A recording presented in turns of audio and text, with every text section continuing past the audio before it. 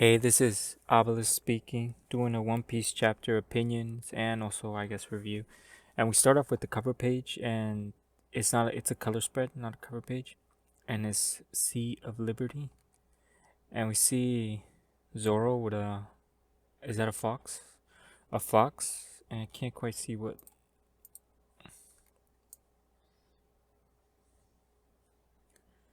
And there's a skull next to him. I don't know if that's foreshadowing something. But then again, also Jinbei has a his regular like clothing. He has skulls on it, so that's that. Robin has a apron, and it has Chopper on it, and Luffy also has a skull on it, so that's pretty interesting. And the white, I guess. Nami has an apron. So yep, but no skulls. So three skulls here. Jinbei, yeah. I don't know if that's foreshadowing anything, but it is. And we see Sanji being with Candy and a lion or a sunflower line. And I guess Luffy's straw hat's flying away. Frank is trying to catch it. Baroque is also trying to catch it, but Robin comes in with the clutch. I guess that's enough for this cover page. And we start off where we left off. Kaido's aware that Luffy has become awakened, but he's also suspicious because the transformation is akin to Zoan. And Luffy's just bouncing, and he's rubberifying the ground. It's like bouncing. And this fight gets very interesting here because I don't know if this is I guess this is Oda trying to portray Luffy as a fun character. He's Luffy is not an edgy character, he's a fun character. But is this breaking the laws of the One Piece world? Because we see Kaido chop on Luffy, and then he proceeds to. I've seen this in like Tom and Jerry stuff, kind of. And he proceeds to zigzag inside of Kaido's body and then inflate. He does a Fusen balloon and inflates Kaido. So he's rubberifying Kaido. He's not just rubber, he's causing him to float. Yamato's surprised because he's asking, is that one of his forms? And Kaido does say, curse, what's wrong with my body is made of rubber. So he's pretty much confirming that he rubberified, how to say, his body. And then he rubberifies his eyes and extends his hands and grabs his nose to catapult himself out. Escape rocket. Then he goes back into the sky. And then we potentially see the strongest form of Gear 5th. But he can only use it for a short period of time in his Gigant. He literally turns into a giant. And I would say that he's actually he's pretty much maybe the size of Oris Jr. Because he's bigger than giants for sure. And he's literally transformed into a giant. And he's about to stomp on Kaido. But it's clear that Luffy can still take damage. And Kaido just comes and bites him on the neck. And Luffy screams in pain. But he screams in pain but with the goofy face. And then and this is the funny part, he grabs Kaido as a jumping rope. But just before they land, he gets blast breath. Point blank. Even Yamato's like, that's point blank. And Luffy is actually burned to a crisp, and we see like even after he restores himself, you still see like scuff marks on him. And this is he runs so he like runs in the air. And he sort of almost has like an afro when he's burned. He runs through the air. And he does it like cartoons, like something in Tom and Jerry. This is pretty much something in a comic book from Tom and Jerry.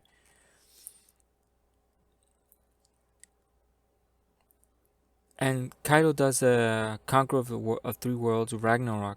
So he hits him with the Ragnarok, and we see Luffy pretty much get hit on in the head. And we see Luffy, he is in pain, he is expressing pain, but he's doing it in a goofy way. His head pops through the entire like hole, his eyes popping out, and he's screaming in pain.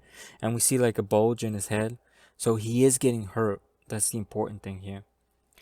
And then we see like, I think this power has an AoE effect of goofifying. He's like goofifying stuff. He's turning stuff goofy. Because we see Kid, Law, Chopper, Nami, and Otama popping their eyes out, similar to something you see in Tom and Jerry. Even when his face goes back, it gets smacked back in. Even Kaido states it's like something from a comic. Well, very entertaining show. Even Kaido says that was right, but you reach your limit. And he states that he's reached, and that is kind of true.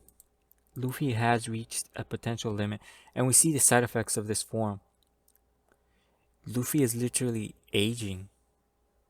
The longer he uses this form, he's aging, and this reminds me something similar to what happened on Fishman Island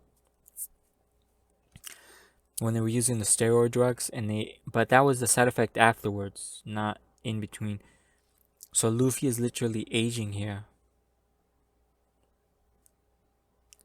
So this is, and then Luffy he does admit, Luffy does admit that he was dying before this, and well, it takes a lot, and it does take a lot of energy. So Luffy is admitting this takes an enormous amount of energy. So could Luffy be aging? Once he recovers, could Luffy be more like in his 30s, body wise? Because he aged like 10 years because of using it. If so, how's. No, I don't think so. That would be. Because Oda's trying to maintain Luffy childlike. And if he ages, that childlike won't be there anymore. And Kaido says that this battle is going to be legendary. It would be talked about for ages. But Luffy, interesting enough, he does something he did with Robolucci fight, where he pretty much was out of energy. He just came out and pulled the pulled the final energy. He like forced himself, and this is what he's doing again. He's getting the heartbeat, the sound of the heartbeat again. And Momonos does state that his voice is nearly dying out, so he is. And Kaido also states, "Water, careful, or you'll die." So Kaido understands that Luffy's pushing himself so much that he's probably gonna die, and I'm really hoping he doesn't, because that's gonna lead into law stuff. So I'm really hoping that doesn't happen. And then we see the most goofy thing: Luffy gets hit by another Thunderbagua, but his face molds into the Kanabo. It molds into it, but he is in pain. He is screaming in pain as he's running, and even Yamato's shocked here. And then Kaido comes with another charge attack and smash. He pretty much smashes Luffy's head, but since he's rubbifying the ground, I guess some of the impact is being negated. And he goes into some sort of UFO mode. And here's the most confusing thing: Kaido does say, "What does all this mean?" With his true turns all white. He's using armament and Supreme Kings to code himself, which is interesting. Which is even more interesting that Kaido is aware of this happening. He does say, "No one can defeat me in this world." But then we see something very interesting here. Luffy punches through Kaido's head, and not technically. He rubbifies his head and stretches out, something like that. He punches through his head, and Kaido falls down. He gets knocked out. And Momo's Yamato. So this is very confusing here, this panel. And I'm hoping it does get explained in the next chapter, because it looks like it's punching through his head. Like this should be a fatal blow. But then we see the next chapter, and we see in the chapter here where we see his fist, and I think he is rubbifying his face and stretching it out. That's what's happening, because we see his face like sinking in. But then when the fist comes out and Kaido falls, his face is back to normal. And Luffy states, "Isn't this fun, Kaido?" So Luffy is still having fun, and I guess Kaido's also having fun too. So I guess this is how the chapter is gonna go. Kaido was dominant in the last chapter. Now Luffy is dominant in this chapter, and I guess next chapter maybe Kaido is gonna be dominant in the fight. So I guess we are pretty much reaching the conclusion of this battle pretty soon, because I don't think Luffy can maintain his form any longer, which is good. And also on the side tangent, how I'm wondering how his other opponent's gonna be. I understand Shanks is an exception, and probably Shanks this form is probably not even relevant to him. Like he'll just overpower it somehow, some shape. But I'm thinking about other opponents like Akainu, like the Navy, military, and all that stuff, and also like Blackbeard. How are they gonna compete with this form? Because it's looking pretty broken, in my opinion. He's not bending reality or anything. He has the properties of both a Zoan and appears a Paramecia where he's rubberifying the environment. So he has both properties. So it'd be kind of ridiculous that he also had the properties of a Logia, but we also don't know not him becoming Logia where he gets his head chopped off and like he what would you say? He regenerates. I'm talking about we haven't seen what an awakened Logia does or what the properties of an awakened Logia is. Come to think of it, we haven't seen what an awakened Zoan is, so we have to wait and see what happens there. And until there, we'll see. But this is a great fighting chapter. This is a very solid chapter. It goes a little loony toony, but it's also good.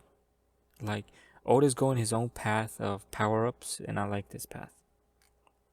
It's not like, oh, I'm just power up. I'm super serious character. We don't need Luffy to be serious because we have all the rest of the character cast like Zoro, Sanji, and they could be really and Nami and Robin. They could be very serious characters when it comes down to it. Very logical thinkers. And Luffy I guess Oda's putting a statement. Luffy's gonna maintain Goofy until the end of the series, and it's just probably the rest of the characters are gonna be more tonal serious. But other than that, this is a great chapter. I'm really liking the direction this went. Because at first I was kind of concerned because I was thinking, oh my god, he's getting possessed and this is going to be another personality and like, or maybe it's a destiny thing.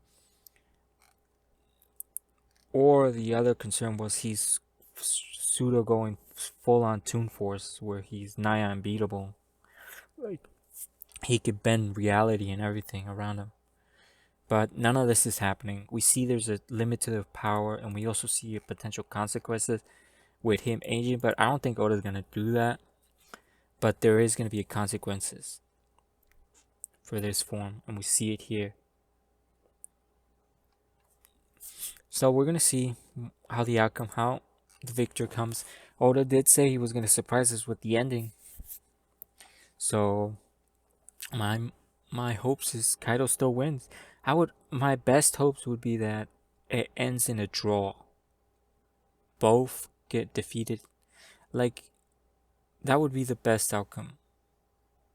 Cause I don't think Kaido's character is done, not by a long shot. He still has so much to introduce. We still need a backstory on him. We got one on Doflamingo. We should get one on Kaido, one of the Yonkos.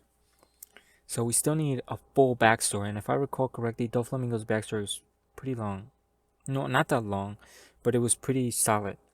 It started from his birth, child, and ended to where he was and what made him become what he was. And we should see one from Kaido. So maybe we'll go into backstory next chapter. I'm hoping not. But we might go into backstory because normally once the villain is about to be defeated, we enter backstory.